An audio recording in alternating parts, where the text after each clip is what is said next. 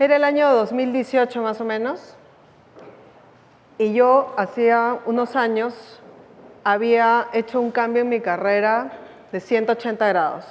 Había tomado la decisión de pasar de una unidad de staff a una unidad de negocios. Yo quería darme la oportunidad de estar donde revienta el cohete. Quería demostrar que podía gestionar un negocio, que podía ver cifras, que podía ver cosas que le interesaban directamente a los clientes. Así que pensaba que estaba en primera división. Finalmente lo había conseguido. De repente, mi jefe me dice, hay un puesto para ti en esta unidad. Y esa unidad no era precisamente de esas unidades que uno ve en la trayectoria de los que llegan a ser C-level.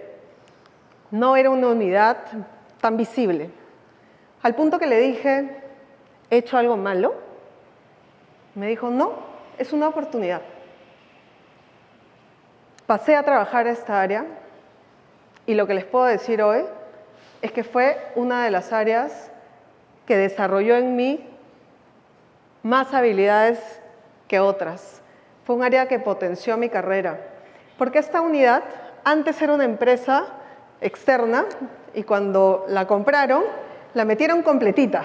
Entonces tenía sistemas, tenía data y analytics, tenía equipo comercial, tenía productos. Entonces pude ser un mini gerente general a temprana etapa de mi carrera. Y ahí entendí que uno no siempre llega al lugar que elige. Uno no siempre llega al lugar que elige, pero siempre pueden elegir qué hacer en el lugar en el que están. Y lo que les quiero comentar hoy es que hay que darnos la oportunidad, sobre todo en un sistema en el que no necesariamente hay igualdad para todos. La realidad es que el primer peldaño de liderazgo es aún desigual por género. Entonces, somos nosotras las que tenemos que tomar la decisión de aprovechar las oportunidades y liderar en el puesto en el que estamos. Yo conocí el liderazgo cuando no era jefa. La primera vez que me tuve que enfrentar a ser líder o a liderar mi carrera fue cuando yo era analista. Acababa de entrar casi a la empresa en donde trabajaba entonces y me dieron la responsabilidad de gestionar más de 53 cuentas contables de un presupuesto súper grande de la organización. Nadie me dijo qué hacer. Y lo que yo creé en ese momento fue algo que le puse la hoja de vida de la cuenta, que era un Excel en el que tenía toda la información de la cuenta. Tenía información de cuáles eran las variables que necesitábamos para calcularlo, de dónde venía la información, cuando ya tuviera el presupuesto, cómo lo iba a gestionar, a distribuir entre los diferentes centros de costos.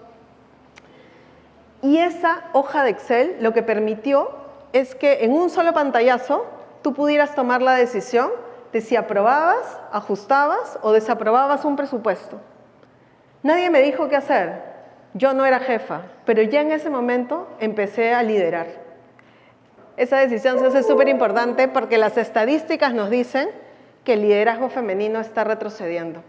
Entonces, no podemos esperar a que el sistema se reconfigure y se le recalibre solo. Tenemos que tomar la decisión de hacer algo nosotras en el puesto en el que estamos.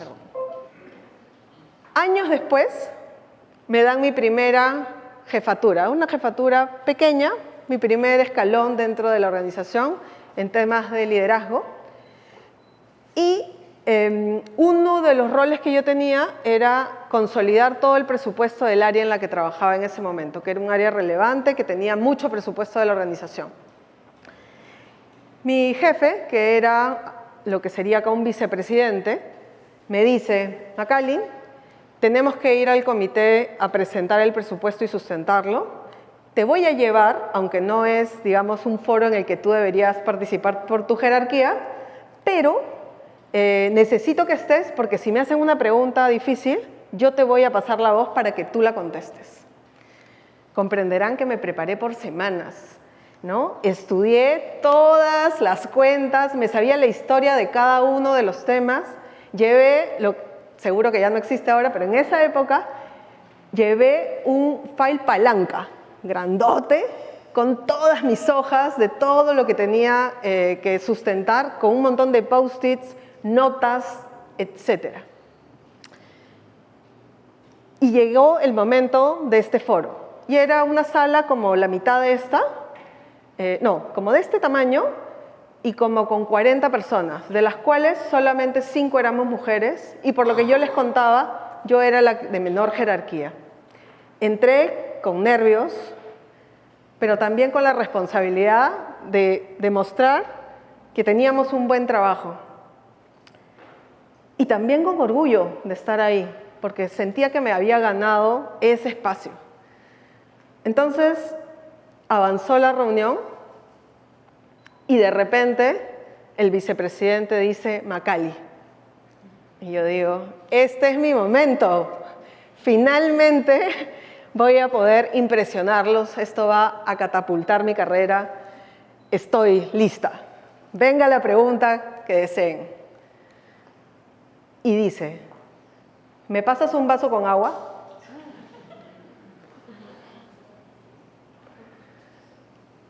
Me sentí chiquita, me sentí descolocada. Pero de repente pasó una cosa que nunca olvidaré. El CFO, que era el líder de esa presentación, porque lo que se sustentaba ese día eran presupuestos, me hizo un gesto como de, no te pares. Y él avanzó hasta donde estaba la mesa del break, él sirvió el vaso con agua y él caminó el pasillo de la vergüenza a entregarle el vaso a mi vicepresidente. Y lo que quiero contarles con esto es que,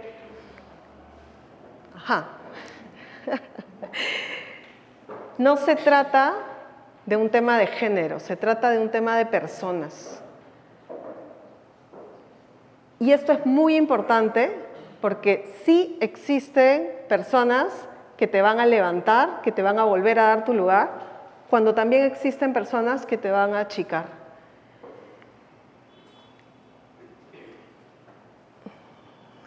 La siguiente, por favor. Gracias. Y esto es muy relevante cuando vemos cifras como estas. Existen estereotipos, existen prejuicios, esa es la realidad. Entonces, esto no se trata de hombres contra mujeres, esto se trata de criterio, de valores, de utilizar nuestro poder en el lugar en donde estamos para abrir espacios y no para cerrarlos. Más adelante, finalmente ya me llegó mi hora de ser gerente de área, que era, la verdad es que en una organización como la que yo estaba, muy poquitas mujeres éramos gerentes de área y menos gerentes de negocio. Eso significó para mí un cambio completo en las exigencias y también en cosas más cotidianas como el lugar en el que trabajaba. Yo trabajaba en la casa matriz, digámoslo así, y me mudaron a una oficina que antes había sido una planta industrial. Entonces llegué a la oficina y lo que veo en el techo son globos desinflados que decían ¡Feliz Día de la Madre! ¡Feliz Navidad! ¡Feliz cumpleaños! Todos a la vez. La política del país había cambiado y eso había generado en este negocio que me habían dado a mí un bajón importantísimo en las ventas en general. Y el primer día que llego, de los 4 jefes que tenía, 3 me sacaron cita para decirme en diferentes palabras que ya estaban negociando su salida. Yo sabía que el problema no era un problema de ventas, era un problema de sentirse equipo, era un problema de pertenencia. Yo tenía que recuperar ese equipo de alguna manera para lograr los objetivos que me habían trazado, sobre todo siendo mujer, viendo un negocio que regularmente había sido manejado por hombres. En esa circunstancia, me llaman a un comité comercial. Los que trabajan en comercial saben que son esos comités en donde te apuntan con una pistola imaginaria, pero que se siente muy clara, con las metas, con cómo vas con la competencia, etc. Entonces yo llegué con las estadísticas y en el último mes había habido un bajón de 0.05% de las ventas. Entonces yo sustenté y dije, estamos estables. Era una sala de este tamaño, todos gerentes, y la máxima autoridad, que era un vicepresidente, se levanta, la verdad es que iracundo, y grita, ¿cómo vas a decir que 0.05 menos es estable? Eso es una reducción. Quiero que dejes de preocuparte y empieces a ocuparte. La sala quedó en silencio. Yo me quedé helada. A continuación, vino un gerente hombre a sustentar su negocio. Tenía cifras un poco peores que las mías en el resultado del negativo. Y dijo lo mismo, estamos estables. ¿Saben qué pasó? No pasó nada. Esa reunión duró para mí una eternidad, porque te tenías que quedar hasta que terminara el último negocio en exponer. Y cuando terminó, salí del edificio lo más rápido que pude, sin perder la dignidad, no corriendo, pero lo más rápido que pude. Crucé la pista para ir al otro edificio, donde estaba estacionado mi auto. Me trepé al auto y salí a manejar. Y lloré. Porque en las organizaciones no siempre hay equidad en la evaluación de las personas. Y no lloré porque pensara que él tenía razón. Lloré porque sabía lo que había pasado en ese momento. Esto. Y en ese momento decidí que yo no iba a ser víctima, que yo no iba a responder desde la emoción, que iba a responder desde el resultado.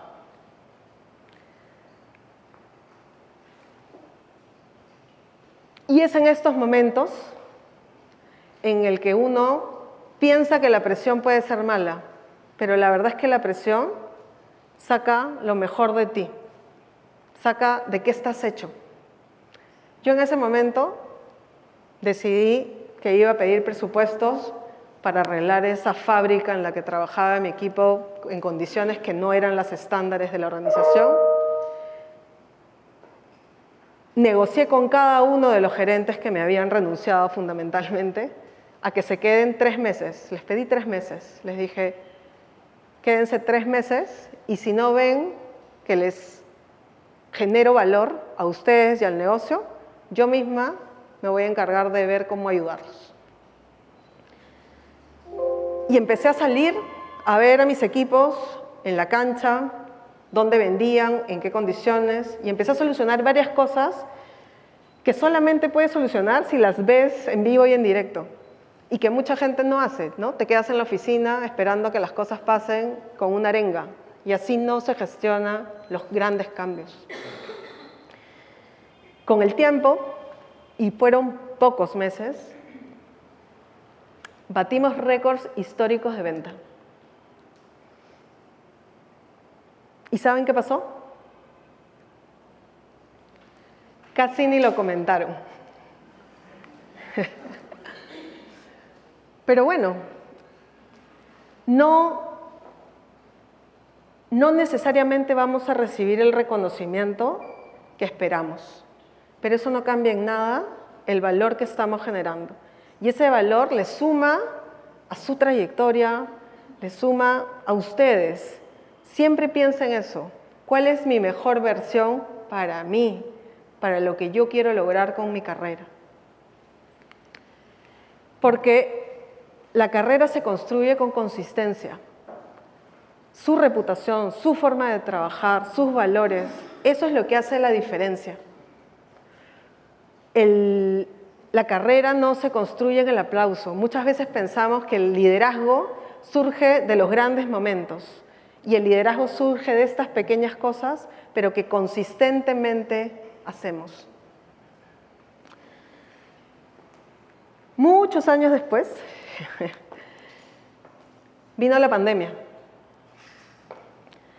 Y con la pandemia, nuevamente, tomé el desafío o la osadía de salir de mi zona de confort. Y dejé una empresa en la que había hecho carrera por 20 años para lanzarme a una empresa que no conocía, un sector nuevo, gente nueva, cultura nueva, y todo por la pantalla, porque si recuerdan, todos estábamos encerrados.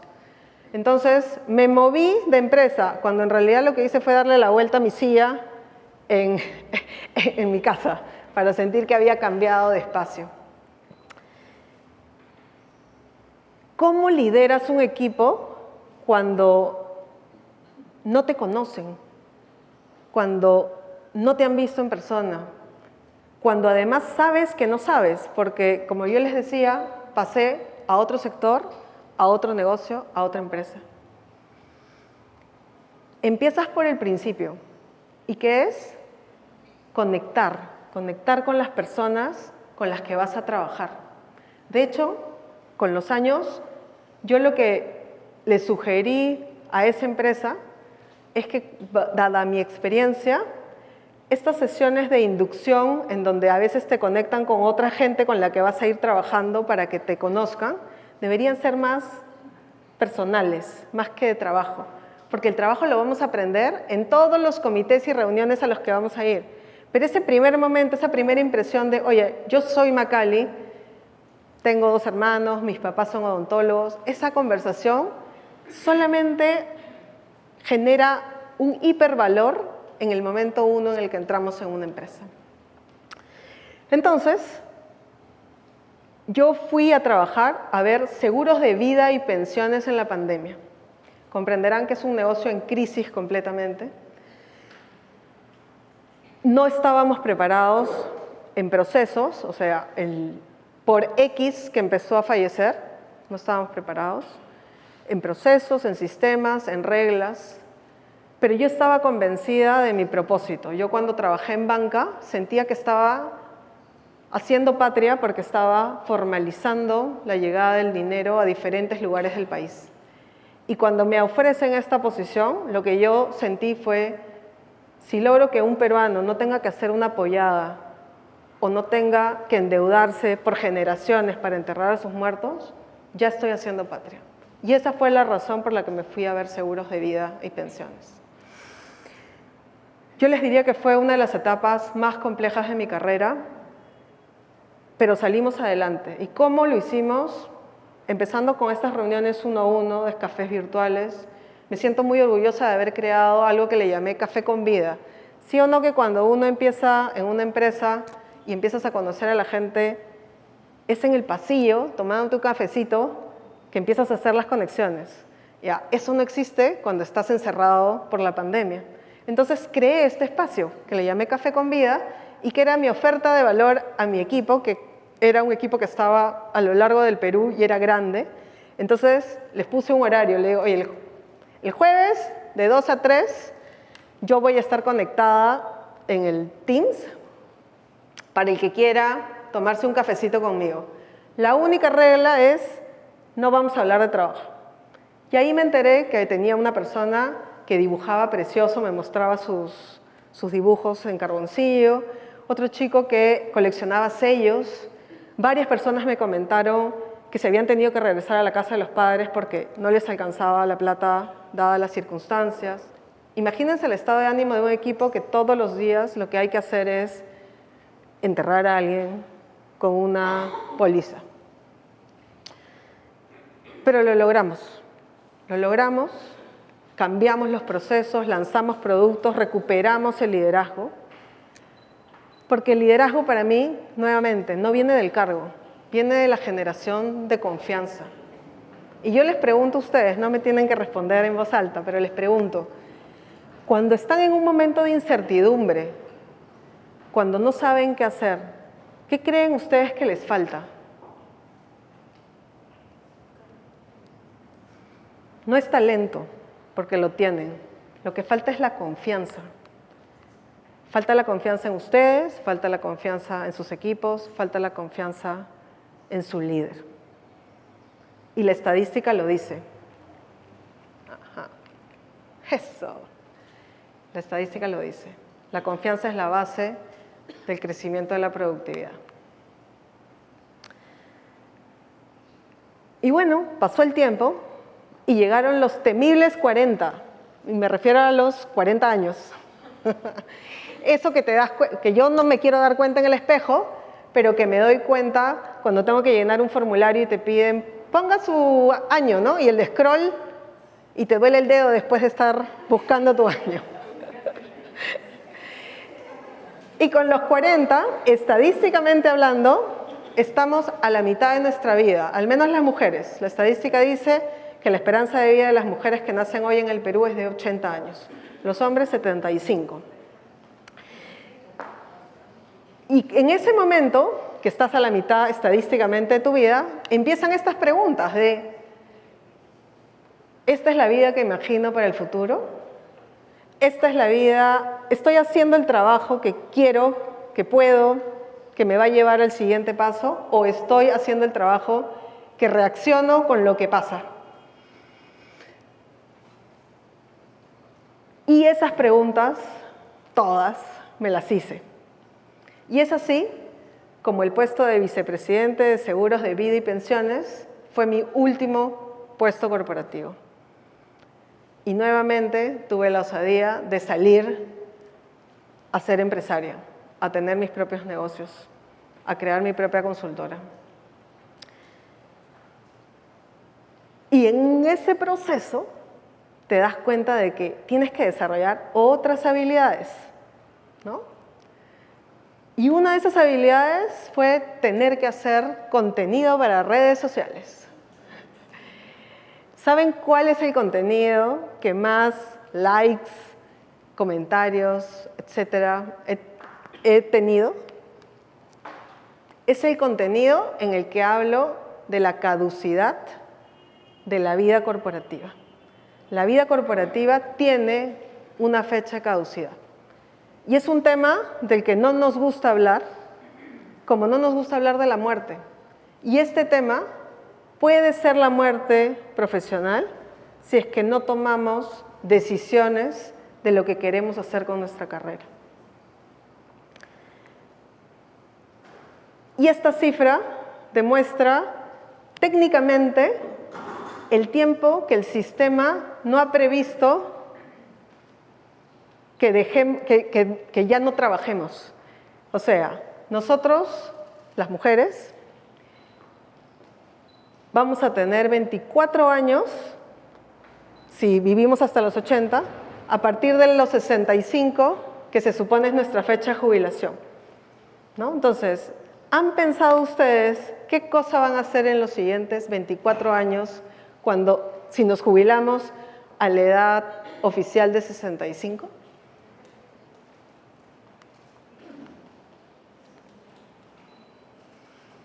Todos vamos a tener que pensar esto.